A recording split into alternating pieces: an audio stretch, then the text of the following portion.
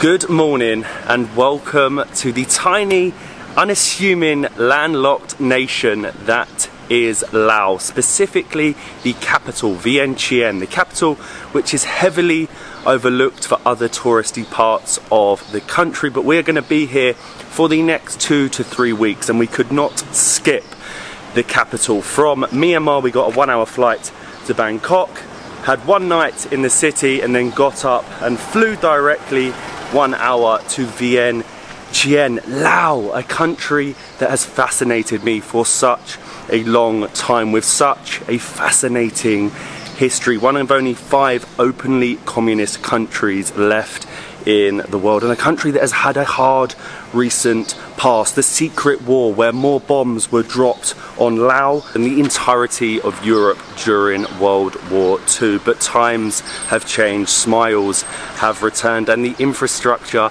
is heavily improving, thanks somewhat to their friends China, giving them a bloomin' bullet train. I can't believe that we are visiting Laos only now after 6 years of full-time travel. It was really easy to get in. We actually got our e-visa a couple of days before online and it cost about £40 each. We got our SIM card at the airport as well. Everything was like really seamless. Our SIM card was £7.50 for 2 weeks each, and we exchanged money at the airport. The interesting thing with the kit, the currency here in Laos, you cannot take it. It's a closed currency. You can't take it out. You can't get any outside of the country. But we are now millionaires. We are millionaires. I could only withdraw £77 at the ATM and that got me 2 million kit. So, Vientiane, home to around 1 million people. And this is not like a capital city I have seen anywhere else in the world. It feels more like a town, a sleepy little town, home to a few beautiful colonial buildings. The French influence here, of course, in Laos is huge, which leads us on to breakfast. We need to get some food this morning, and the cafe bakery scene, because of the French, is massive in this city.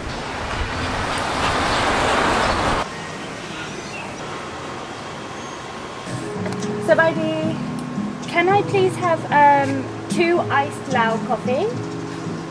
Iced coffee? Yes, 2. And can we get 2 signature sticky rice, ice cream and espresso? Patu Xai, thank you so much. Well, the French, they did something good for once. They brought all of these bakeries and cafes that are dotted all across the city. We are sat below an old colonial building. We have 2 iced Lao coffees on the way and something with a bit of a twist for breakfast. We're actually staying in a hostel stroke hotel, so we don't have breakfast included, which is probably a good thing in this city because there are so many places just like this. Way! Amazing. Patu Xai, thank you so much. I am excited for this. Not your typical breakfast, especially for us. It's very sugar overload. Firstly, the iced coffee Lao, or iced Lao coffee. And it's interesting, they use condensed milk, so it's quite sickly. Nice though, and also the coffee is like smoked. But one thing, this is naked espresso.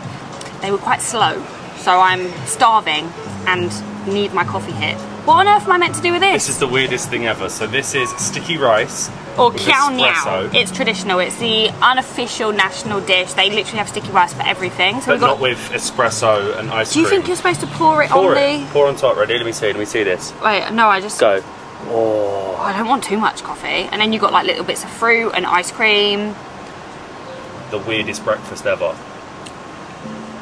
Weird, but works. I don't know how, but you get like a little really strong coffee hit, and then the chewy sticky rice. I'll just swig it. Oh my god, it's really strong. It's nice, in the coffee.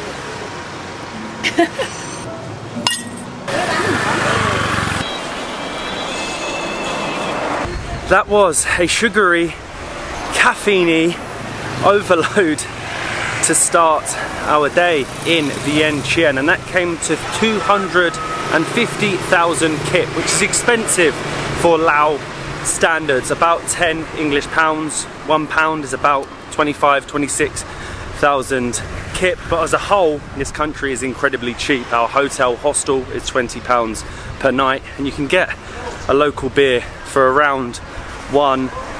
But I really don't see already. Just coming to the coffee shops was worth coming to Vientiane. So many backpackers overlook this place, talk down on this place, call it soulless, maybe because they want to go to the more fun destinations of Vang Vieng and Luang Prabang, but you can't come to a country and not at least take in the capital city for one day at least.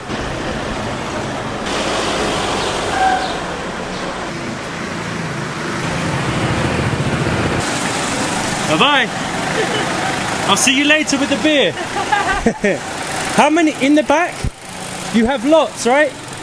All beer Lao. Yeah, Lao. Thank you, my friend. I will drink all of your beer Lao. Patu Xai. They are legends. We were just walking along and we saw the beer Lao van and we were joking around to each other, and the guy absolutely loved it. He's like, "You want beer Lao? You like beer Lao?" I was like, "Yeah, I will drink all your blooming beer Lao."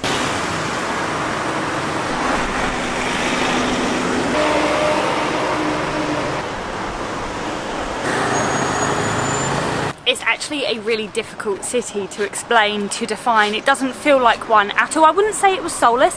I feel like the lack of population in the city means that there isn't much to do. There's not many people out, there's no traffic.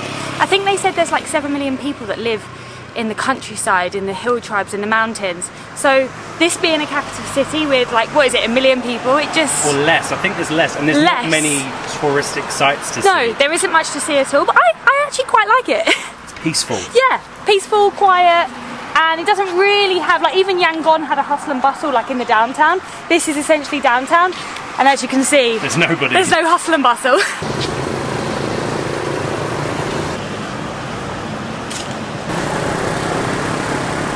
There might not be too many famous sites in Vientiane, but this behind me is one of them. This is the Patu Xai Monument, or Vientiane's answer to the Arc de Triomphe in Paris. This was actually built to commemorate the soldiers that lost their life in the battle for independence with France, and was finished in the 1960s. Actually, this is the second Arc de Triomphe we have visited around the world. We have been in Laos and one in Moldova. We haven't actually been to the original Arc de Triomphe itself, and we have absolutely no intention of ever heading to the city of Paris. I think we all know why.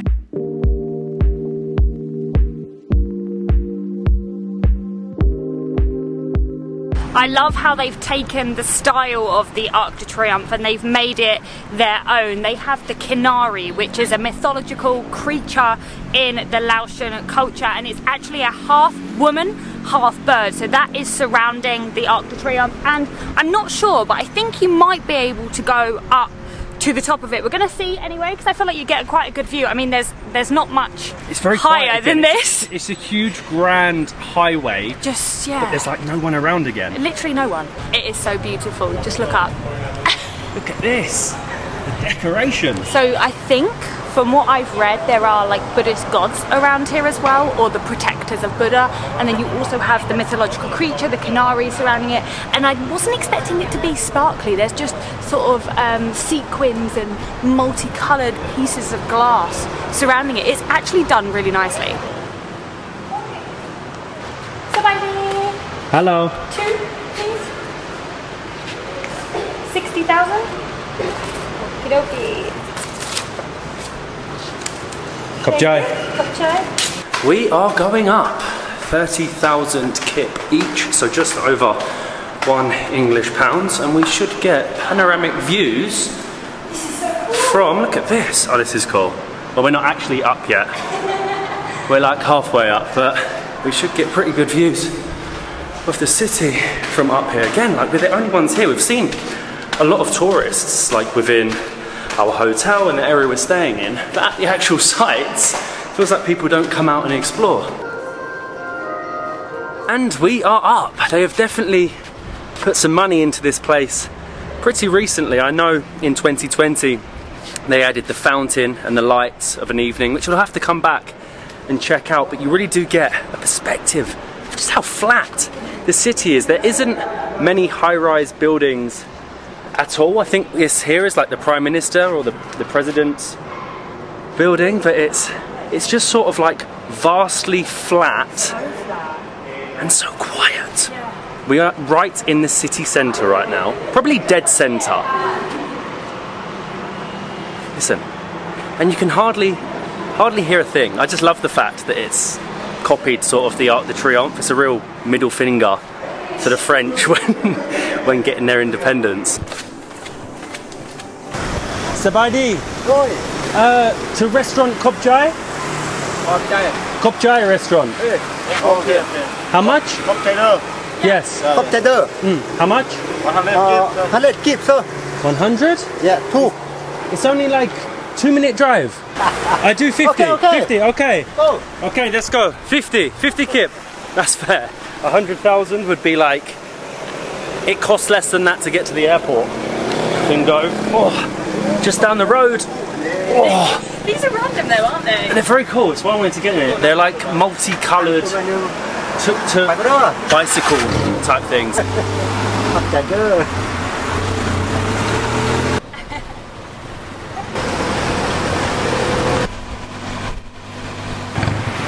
Thank you, my friend. Patu Xai. Yeah. Thank you. Patu Xai. Bye-bye. Do you want small or big? I'll go big, why not? 1 litre and 1 small. Beer Lao. Please, beer Lao. Patu Xai, thank you. Patu Xai. Oh my gosh. Whoa. I did not realise, I thought it was a pint. How do you cheers? In Lao, what is cheers? Tam chop. Okay. Thank Patu Xai, thank you. That was so stupid. I've actually ordered myself a whole jug of beer Lao. I thought it was just a large beer, not a whole blooming jug. Tam chop. Cheers, tam chop. That is cheers and now, as you heard, and this is Patu Xai dough, which actually means thank you very much. It's been here since '98 and it's kind of where the travellers and politicians and famous people come. They all meet together and they have Laotian cuisine on the menu. I'm quite excited because it's a mixture of all the areas around it, and I heard they do good sausages. That's the problem out here. It's so cheap that I thought it was a pint, but it's a jug for 50,000, less than £2 English.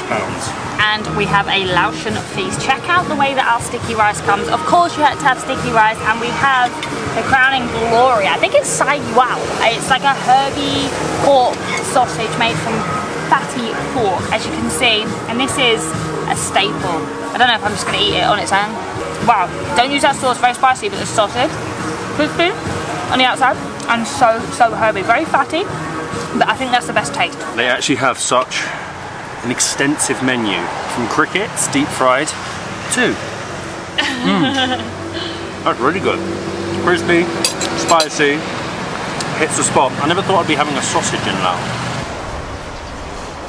Good morning, day number 2 in Vientiane, Laos. Patu Xai, all of that delicious, traditional Laotian food and beer Lao, litres of blooming beer Lao, came to less than £10 English. I'd highly recommend it for a more modern twist on the Laotian cuisine. We then actually went and checked out Tipsy Elephant, which is a really cool rooftop bar with views over the Mekong, the mighty Mekong River. And we got up bright and early on day 2, rented ourselves a little Honda Click for 125,000, so about £5 English to explore the rest of the city and the outskirts of the city. And what better place to start than on the banks of the mighty Mekong, the life source of Laos. Being a landlocked country, this river is what they rely on, and they are starting to export a lot of hydroelectricity to the likes of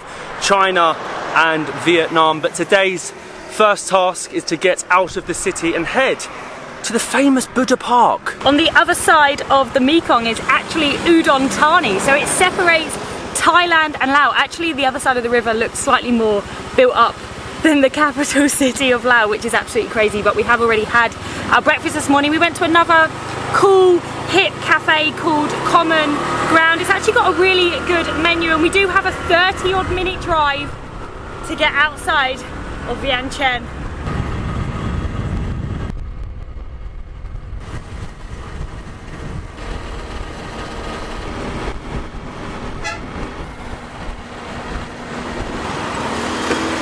Well, I would love to be standing here telling you that we have just driven through the beautiful green Laotian countryside, maybe headed along the Mekong River like the map showed. No, it was 45 minutes rather than 30. Don't trust Google Maps in Laos. Along a very dry, very dusty industrial road, but nevertheless we have made it to the Buddha Park, so we better grab a ticket and get inside. It's hot. April in Laos, probably not the best idea. Somebody, 2 tickets, please. How much is it? 80,000 for 2. Perfect. Khop Chai. Khop Chai. Thank you. Khop Chai. This is an interesting and very quirky tourist attraction. Apparently it's number 3 on TripAdvisor and it cost us 40,000 kip per person to get in, and it's actually just a park with over 200 sculptures of Hindu and Buddhist gods, demons, angels, and they're made, and Buddhas, of course. It is the Buddha Park and it's made to look old when in fact I think it was only built back in 1960. See, in Vientiane, you probably are clutching at straws a little bit in terms of finding things to do, historical sites, which is why you will make this 45-minute, 25-kilometre drive to walk around the Buddha Park. I mean, it's okay. It's alright. I don't know if it's worth the journey and the heat, but the story behind it is pretty interesting. So the guy that inaugurated this place, he actually fled to Thailand in '75 during the spread of communism in Laos, and he actually built a similar park in Thailand. Oh, okay, it's getting better now. This one here is pretty impressive, the reclining Buddha. This looks just like the ones you would find in many of the temples inside the pagoda. So yeah, it is pretty cool. I mean, I just wonder what the meaning behind it, like it doesn't really specify what the purpose of building lots of mythological creatures, gods, etc. is. Because it's not essentially a temple. This isn't a place of worship. No. And I would say it's probably like a 5-10 minute walk around. I believe you can go up one of them, which we will do in a minute, but it's pretty cool.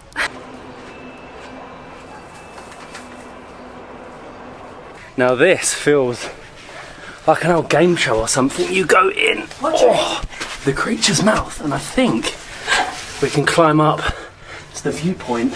Oh, it's dark on the top. This really is incredibly. Oh wow. What is in there? Weird, wacky, strange. Look at this. Just a room again of all sculptures.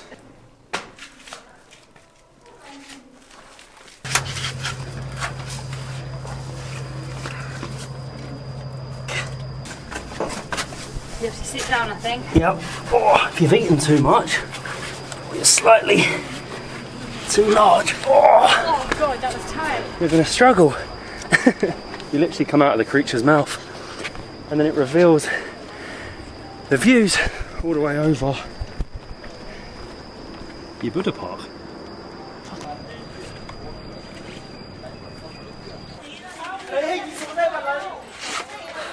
Sabaidi. Can we get 2 coconuts, please? 2.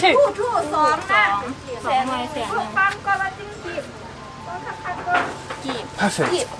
Yes. Okay. Thank you. Khop Chai.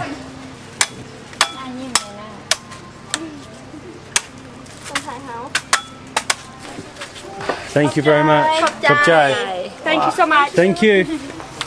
Cheers. Cheers. This is well needed. Oh, it is.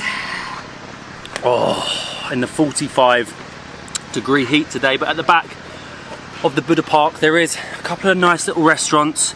A lady selling very expensive coconuts. These were like 50,000 kip each.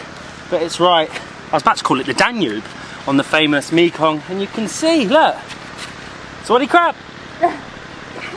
It's Thailand.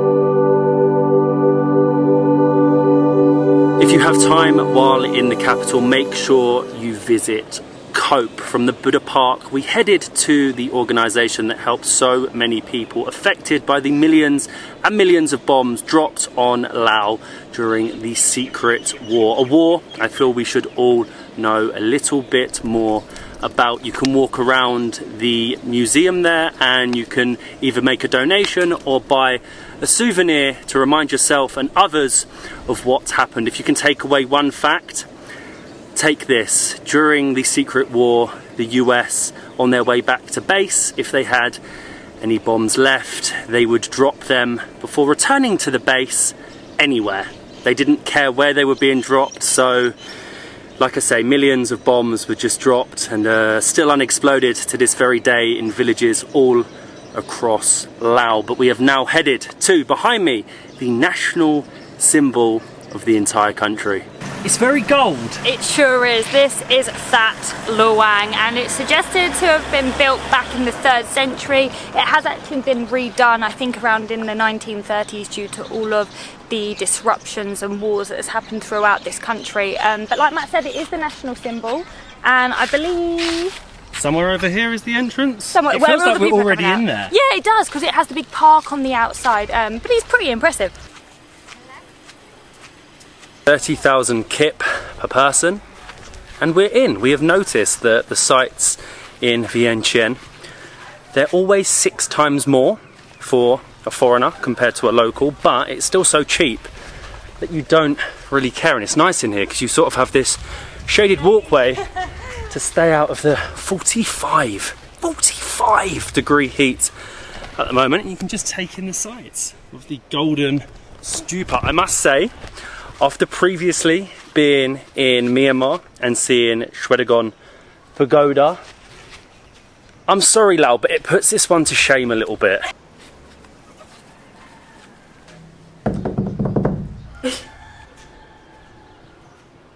I've seen this in lots of different places. So they have little birds in a cage, well, like a wooden cage, and supposedly in the Buddhist belief, can you hear them? So sweet. In the Buddhist belief, if you release them, you get good merit. So you sort of do a good deed, you get good luck. So I'm going to ask her. Sabaidi. Sabaidi. How much? 50,000. Okay. 50,000, and you release? And release? Okay. And 100,000. Okay. So for 150, right? 50,000, yeah? 50 baht. Only 100. For one box. Okay. 100. What do I do? 8 birds. 8 birds. How many in this one? 4 element and 4 is okay. 50. 4 is fine. 4 is good. Oh, that's so sweet. Okay. Patu Xai. And what do I do? You open the gate. Here, I'll get you on the phone as well. Whoa. Whoa. Where is the gate? Where do I? What do you open? Okay. Oh, 1. Please fly at me. Sorry. Harder? It's stuck. It's stuck. Oh, my good deed's taking too long. Ready? Go, go, go. Go. I mean, do you feel good? I feel good that you released them, but I feel like these ladies are just collecting wild birds. And they're so small. Not feeding them properly. And no, then I think that they are. I just feel like, you know, I don't know. It's better than them being stuck in a cage. You freed them. I freed them. Be free, little one.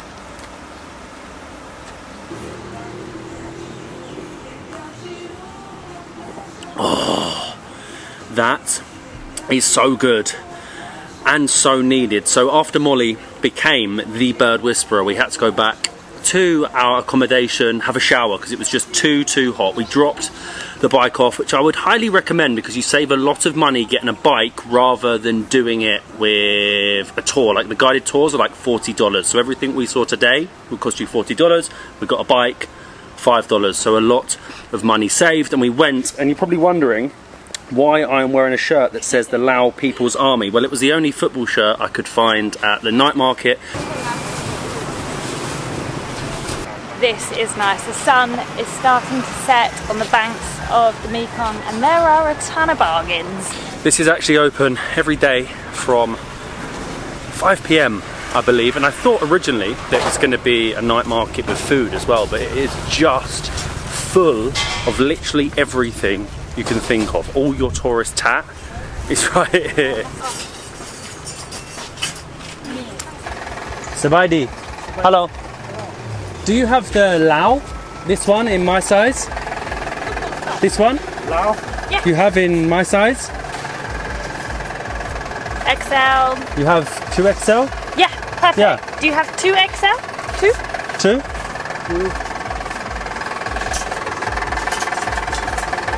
Thank you, Patu Xai. I hope. I mean, it's a random football shirt anyway. This is the only place we could find.